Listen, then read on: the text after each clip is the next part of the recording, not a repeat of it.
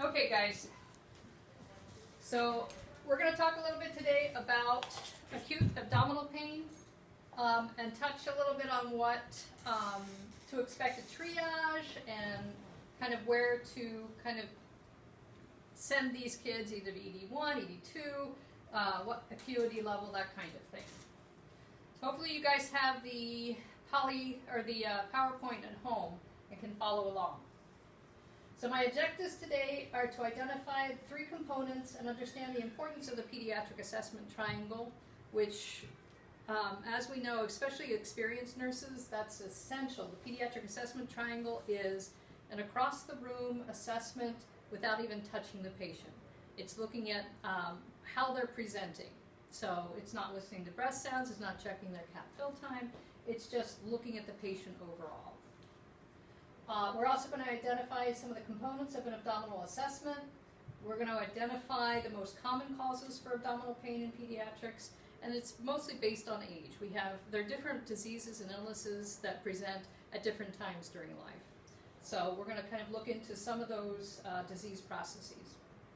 And then we're going to identify the incidence and signs and symptoms of pediatric acute abdominal pain based on some of those illnesses.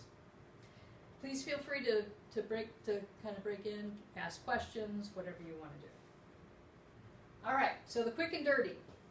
We're going to, like I said, we're going to talk about the pediatric assessment triangle, the three components of, well, there were actually four components of abdominal assessment, and that's inspection, auscultation, palpation, and percussion. We don't really do percussion anymore because it just doesn't tell us that much, especially in pediatrics.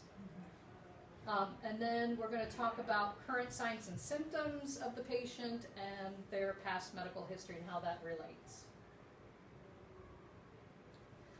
Okay, so the pediatric assessment triangle. So their appearance. So what kinds of things might you see with a patient, Kevin, coming into triage that has abdominal pain? They're bent, or you guys? They're bent over, their hands are on their abdomen, they're throwing up. They're throwing up, they're, either maybe interacting with the parents, they may not, they may be lethargic, they may look really dusky, they have poor eye contact, they're lying still. And what would work of breathing have to do with abdominal pain? You're probably going to not breathe as heavily. As deeply? Because that might cause more pain.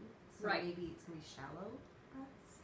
Could be shallow breaths, right. Or it could hurt to take a deep breath. Mm-hmm. So like you said, shallow breathing and kind of guarding. Mm-hmm. And how about circulation? What are we looking for in terms of circulation?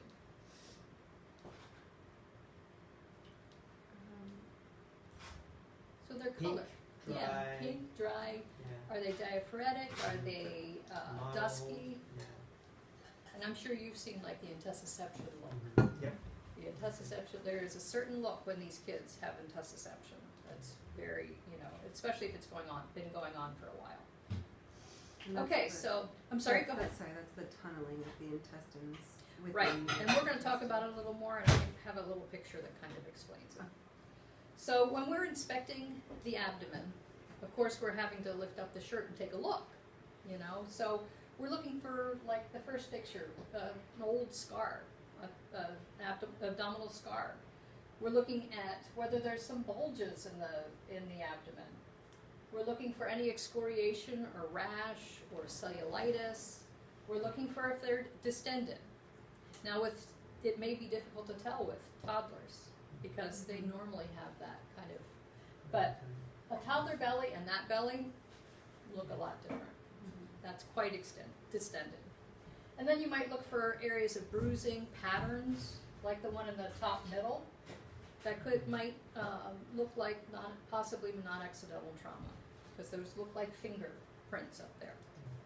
So we're just looking for anything that might alert us to something that's going on in the abdomen. You might also want to look at the color, whether they're jaundice. Might be liver disease. They may look really pale, but you want to make sure that that's something that is just with. I've seen kids come into triage that look probably as pale as your as your uniforms. And I go, oh my God, their H&H must be really low. But then I look at the parent, and the parent looks as white as your uniform. So you kind of have to ask the parents, is this baseline for them? Because it may be. Okay, so you want to auscultate as well, and I've put up here on the left-hand diagram, you have the 4 quadrants, and this kind of gives you an idea of what organs are in those quadrants. And then on the right, I put the 9 regions of the abdomen, because at Triage we kind of describe pain as, usually it's the middle 3. So the upper one in the middle is the epigastric region. Oftentimes that will be like viral AGE, food poisoning, gastroenteritis, indigestion, lactose intolerance. And then you have like the periumbilical area that might be, believe it or not, appendicitis. Also pancreatitis, peptic ulcer, umbilical hernia, any bowel obstruction, any ischemia in the abdomen. Then you look at the lower one, the suprapubic pain, which is number 3. And that could indicate like a UTI or kidney stones, also API, it can radiate to that area. Menstrual cramps, ovarian torsion, testicular torsion, pregnancy, or just a bad period. Going back to the 4 quadrants, we want to make sure that we listen to all 4 quadrants, because one quadrant may sound very different from the others. So say you hear nothing, no bell sounds in region 1, but when you listen to region 2, you're hearing hyperactive. That may indicate that you have an obstruction or an ileus just between areas 1 and 2. So you definitely want to listen, and in the room, you're going to be listening for 3 to 5 minutes to each region, just to make sure that you can confirm that it's either normal, hyper, or hypoactive. At Triage, we're going to be like maybe 30 seconds each quadrant, just to kind of get an idea. So at Triage, it's a much faster assessment. Once they get back to the room, if you determine that maybe they might have an obstruction or a volvulus, you're going to be sending that kid back to the room right away anyway. So then the bedside nurse can do a more formal and focused assessment. Any questions on that? 4 different regions. You guys do that upstairs now? You're doing your assessments? We've got some nursing students in here, so. Okay, and then palpation. What do we see in this x-ray? Huh? FOS. What's FOS? What do you think? I see a lot of ears. Full of... There you go. You see the little balls of constipation. And sometimes you can actually feel those. If you palpate, you can actually feel the balls of stool. So that patient is quite constipated. But actually, they may be constipated and they might be having diarrhea because that's all that's going through. So, McBurney's point is to assess for appendicitis, and it's 1/3 the distance from your anterior iliac crest to the belly button. So you push down there and it gives them a lot of pain. When you push down there, you may also get radiation up to the umbilicus. So you want to kind of palpate that. At Triage, what are the other things we look at for API that are... Can you jump up this high? Can you jump up? Yeah. Right, because it hurts. If they have an API, it hurts to jump. They also, it's that API walk, like you were describing. They're kind of hunched over when they come in. They're kind of guarding. So those are the kind of things that we're looking out for. Murphy's sign is you actually palpate just at the bottom of the ribs and push up. And if they have pain when you're pushing up on exhale, that's indicative of gallstones or some type of gallbladder issue, some inflammation. The most common, going back here, the most common cause of abdominal pain is constipation. So be aware of that. All right. Any Anyone know what Kerr's sign is? It's kind of telling. So it's the With preferred the pain after radiation shoulder. into the shoulder. Right. And what does that indicate? Looks like kidneys based on the picture. No, that's No? not a kidney. No? I hope it's not a kidney. Okay, I don't know. Is that a kidney? No, it's the spleen. Spleen, The okay. spleen. So that indicates that there's probably a splenic injury. So a kid comes into triage and they fell off their bike or something. They may not have any outward signs, but if they're having pain in the left shoulder, that might be an indication of splenic injury. All right. I've always kind of wondered what CVA tenderness is. They always write no CVA tenderness. Anybody know what CVA is and what it indicates? It's basically costovertebral, right? Costovertebral angle, and it's done at the back where the kidneys are. So it's right at that angle, and you percuss. And if that causes pain, usually it means that they have pyelonephritis or kidney stones. Of course, we're not going to be doing that percussion at triage, but it's just information. All right. So the signs and symptoms you're kind of looking at when they come in, are they nauseous? Are they vomiting? What type of emesis is it? Is it yellow? Is it just food? Is it bilious? Does everyone know what bilious emesis looks like? Greenish. It's green, right, exactly. Are they projectile vomiting? I had my niece, when she was little, she was on my shoulder, and I mean, she threw up across the room and hit the wall. It was like, really? It's more like Rosemary's Baby kind of thing. Is there blood in the emesis? You're also looking at their stool. Are they having diarrhea, constipation? Are they febrile? What is their fluid intake? We don't really care that much about food, as you guys know. We don't care that they're not eating. We really don't care. We care that they're not drinking. And they have to keep up with their losses. So if they're having diarrhea, we want to make sure that we're replacing that fluid. We're looking at pain. Where is the pain? What causes pain? Is it radiating? We want to look at their activity level. Most of these kids are not acting like they usually do. We also want to look at any associated respiratory symptoms. And why would that be? Sepsis, but also the pain associated with it. What do you sometimes... Children can have abdominal pain with pneumonia. Right. So pneumonia can cause abdominal pain in kids. So if they have an associated cough, you probably want to explore that as well. Good respiratory assessment as well at triage or in the room. Any urinary symptoms? Could have a UTI, and that's causing the abdominal pain. And any vaginal discharge, any swelling? I didn't put in there testicular swelling. Sam would not be, would not approve. And they know what I mean. Any past medical history? Any previous medical conditions? Do they have IBS? Do they have irritable bowel? Do they have Crohn's?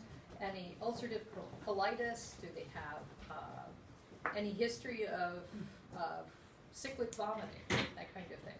You want to look at their previous surgical history. Have they had previous abdominal surgeries? Have they, were they born with, who knows, the neck, neonatal, what is it? Necrotizing necrotizing enterocolitis. It was at the tip of my tongue. So you really want to take a look at the kid too. I mean, the inspection part is really quite important because oftentimes, as we know at triage, sometimes they aren't very forthcoming with information. The kid will have a huge scar. And have they had past history? No, there's nothing. And then you take a look at their meds, and it's a long list. It's like, yes, they do have a medical history. So, and then you look at their menstrual history. When was their last menstrual period? What is their normal menstrual period? Is it the usual 3 to 7 days? Is it happening more often than the 21-day cycle usually? So just taking a look at every aspect.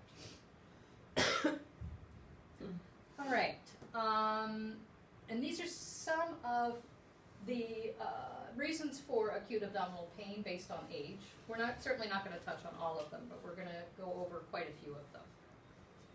So in infancy, we're going to look at colic, pyloric stenosis, inguinal hernia, hydrocele, volvulus or malrotation, Hirschsprungs, interception, school age, appendicitis, abdominal migraines, Shanlin, Purpura, mono, and lead poisoning. You may be wondering what the heck, lead poisoning and mono? Why are we looking at abdominal pain? We'll go over that. Adolescents, we're looking at PID, ovarian and testicular torsion, inflammatory bowel disease, and ectopic pregnancies. All right, so colic.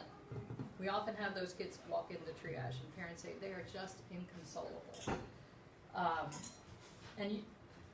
For it to be colic, there's a rule of threes. Yet they're usually healthy, they're eating well, and they cry at least 3 hours a day, for at least 3 days a week, for at least 3 weeks. And then they're diagnosed with colic. And colic is really just gas in the intestines. And some believe it's because of milk, some believe because it's something that the mother ate, if it's a breastfeeding mom. So signs and symptoms: persistent crying, they're red and flushed, they're tense, they may draw their knees up, but otherwise they have a normal exam. Pyloric stenosis, that's something we see quite a bit here. 3 out of 1,000 live births get pyloric. Most common, it's between 2 and 8 weeks. So these are the kids that can't hold anything down. They have the projectile vomiting. Sometimes you can feel a little nodule because it's actually a thickening of the muscle between the stomach and the duodenum. So they have to go in and repair that. They often have weight loss, and you may actually be able to see the stomach kind of moving. We always put the NG in too, unfortunately, and we usually get more than 10 cc's of fluid. It's used to decompress the stomach. All right, we've all probably seen inguinal hernias. They happen fairly often, 3 to 5% of full-term newborns. More common in preemies and underweight preemies specifically. Comorbidities like cystic fibrosis on descended testicles, necrotizing enterocolitis, gastroschisis, previous VP shunts are all comorbidities for inguinal hernias. And usually you see a bulging in the inguinal area. So at triage, if you see it, you can try to reduce it. Often, most of the time, they're reducible. Reducing it just means pushing the intestine back through. And it's back through not really a muscular weakness, but kind of a weakening of the layer over top. So it just pokes right through. So if you can push it back in, it may come right back out, but if you can push it back in, then you're good to go. These patients probably can go out to the lobby and wait to go into the room later.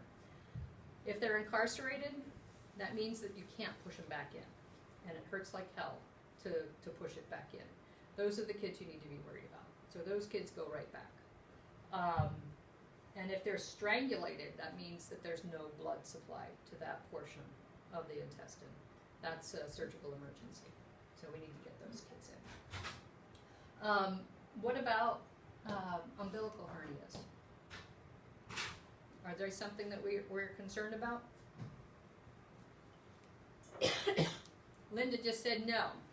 And why not, Linda? For the most part. For the most part, that's true. Because you can tape a quarter to them and they'll go away.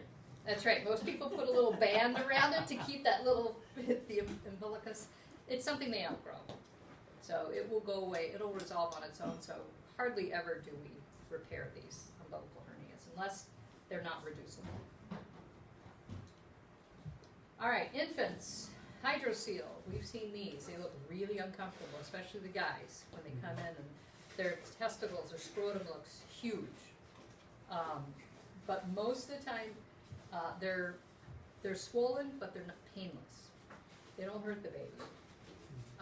With men, sometimes men, older boys and men will get them.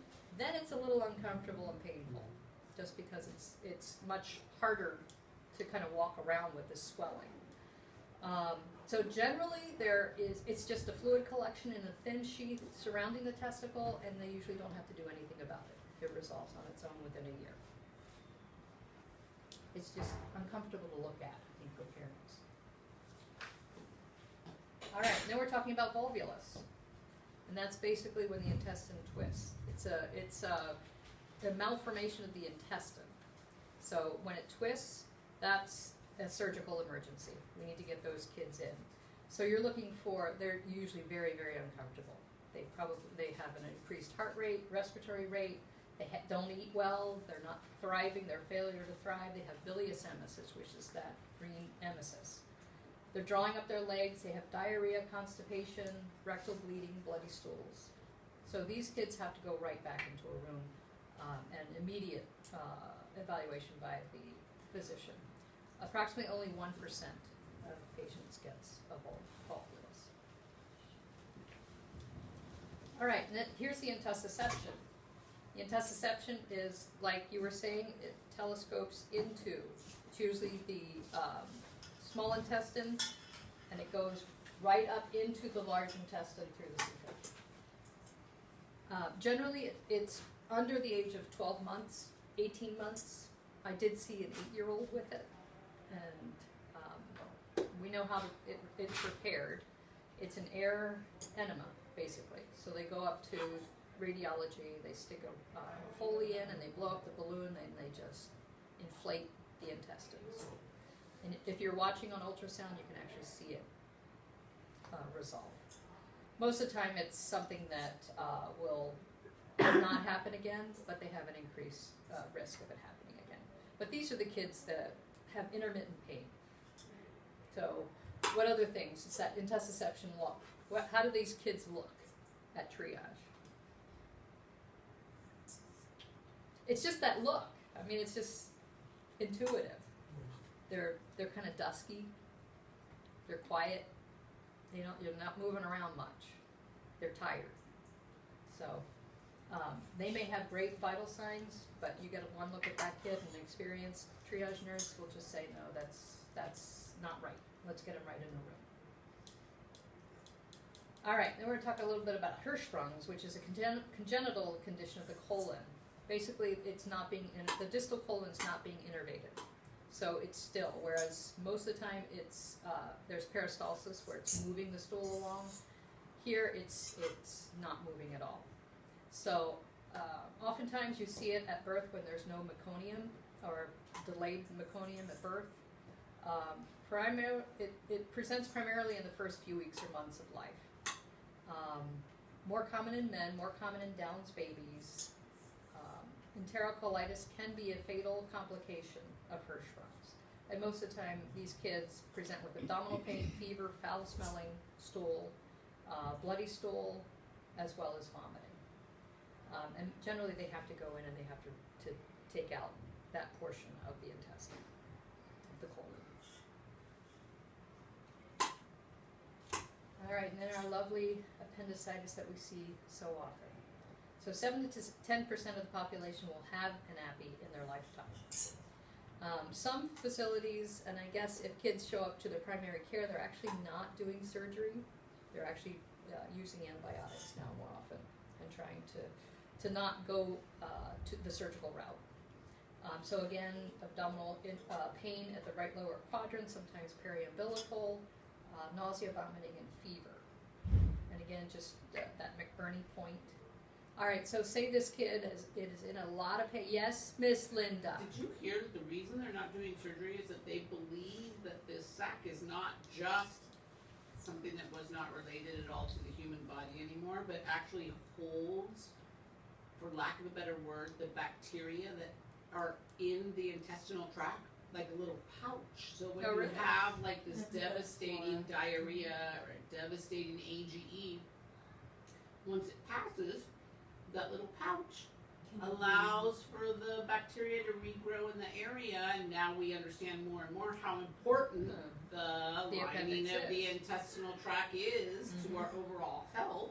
Right. And that's why I read an article that they said that they would rather treat it with some antibiotics to try to keep the appendix. Isn't that right? Amazing? Rather than just, this Yeah. is a nothing organ and let's just take it out when we remove your gallbladder. Exactly. It's a real change. Just, yeah. So interesting. Yeah, no, it is.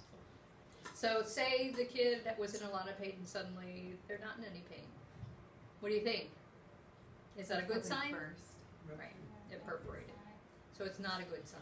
Suddenly they're comfortable, then you're talking about a peritonitis. So. Okay, abdominal migraines. We've seen some of these kids. It's most common in kids from 5 to 9. Most outgrow it in their teens. The signs and symptoms is this severe abdominal pain that lasts at least an hour. And then they get this phonophobia. It's basically just like a migraine. They don't want to eat, they get nauseous, vomiting, and pallor. Sometimes before the headache comes, or before the abdominal pain comes, they get these hallucinations. So if they come in and say that they've had some hallucinations, it's called the Alice in Wonderland syndrome. So that could indicate that they're going to have a migraine. Maybe their aura. Okay, mono. We're going to talk a little bit about mono. 1 in 3 patients with fever, lymphadenopathy, and pharyngotonsillitis have mono. So fever, pharyngotonsillitis, lymphadenopathy, tonsillar exudate, muscle soreness, pain, hepatosplenomegaly, puffy eyelids, and skin rash. Most often caused by Epstein-Barr, sometimes by CMV. So it falls into the abdominal pain because of that hepatosplenomegaly. So you can actually feel the liver, you can feel the spleen. And the treatment basically is just supportive care. It's fluids, it's Tylenol, it's just getting them through it. What is something that we instruct them when they go home? They have mono. Rest. No contact sports, because the spleen is inflamed. The spleen is very fragile, so if it's inflamed, it's at high risk for rupture. Okay, HSP, Henoch-Schönlein purpura. It's most common between ages 2 and 11. So you get this rash. Initially, it may look like hives, but then you start getting this purpura, which is the non-blanching. It's kind of like petechiae that's all joined together. And their lower legs, their buttocks, their knees and elbows. These are the kids that come in, they have this rash, their joints hurt. And they're swollen. They have abdominal pain. They're febrile. They have muscle aches. Usually lasts between 4 and 6 weeks. So it's again pretty supportive care. But if at triage you see this kid, what are we doing? Not putting him back out in the lobby. Not putting him back out in the lobby, because you have to assume the worst and then backtrack. And when are we most concerned about petechiae? Just When? I'm always concerned. like where they are. Right? Below or above the nipple. Right. So generally, Explain that one. I'm sorry? Explain that one then. Below or above. above the nipple. Yeah, above the nipple often is benign because it's caused by coughing or by bearing down, by lifting weights, by vomiting. Right. We still take it seriously. If you see Okay. any petechiae, they go right back to a room. Yeah. But we're more concerned when they're below the nipple line, because it's not caused by those kinds of things of Valsalva. Lead poisoning. We're still seeing lead poisoning. 500,000 kids in 2018. So these are the kids that may initially have been doing really well in school, and then suddenly they have poor memory or poor concentration. They become a behavioral problem. They come in with nausea, vomiting, dizziness, fatigue, abdominal pain, either constipation or diarrhea or both, and joint pain. So basically we have to remind parents to make sure that they're not in an environment where they have lead. Lead dust, lead paint, which hopefully there's not any more lead paint, but I'm sure there's quite a bit. All right, adolescents. We used to see PID quite a bit. We're not seeing it anymore. But these are the girls between the ages of 13 and 39. They have the severe abdominal pain. They either have a history or they do have GC chlamydia, and oftentimes it's untreated. They're febrile. They have an unusual vaginal discharge or odor. They're pain or bleeding during intercourse, dysuria, bleeding between periods. Right now, we're not seeing them because they're treating them outpatient. So they're giving them doxycycline like we used to, and a dose of ceftriaxone. But they're just being treated on the outpatient. All right, ovarian torsion is an emergency, surgical emergency. So these girls look really, really uncomfortable. They are doubled over in pain. It's pretty consistent, mostly in the right lower quadrant, or most common in the right lower quadrant. They're vomiting. They're just beside themselves. It's kind of like, but we can't see it like we can the testicle. So Sam says it's a surgical emergency. There's just testicular torsion, but it's a surgical emergency with ovarian torsion as well. So the quicker we get them treated and go to surgery, usually within 6 hours, then we can salvage the ovary. Otherwise, the ovary is going to have to be taken out. So these kids definitely go right in. And here's our medical emergency.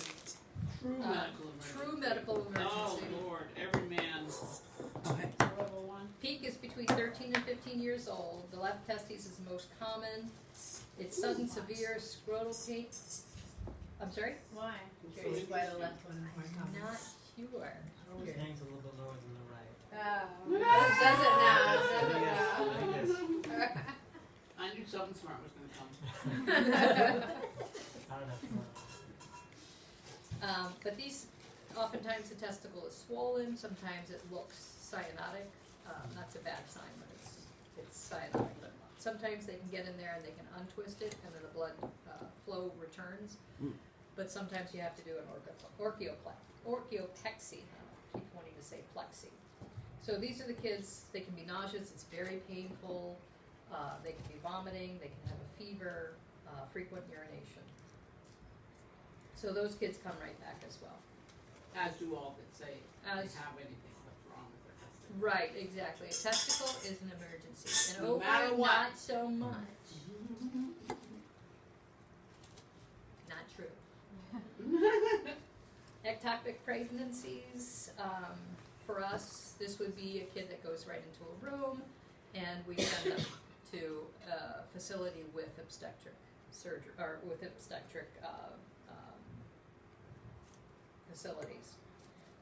It accounts for 6% of pregnancies. Intrauterine contraceptives and a history of STD are risk factors. They always have abdominal pain.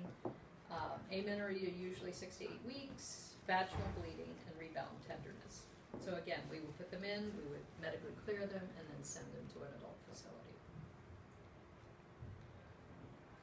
Inflammatory bowel disease, so chronic inflammatory condition of the GI tract that can present at any age.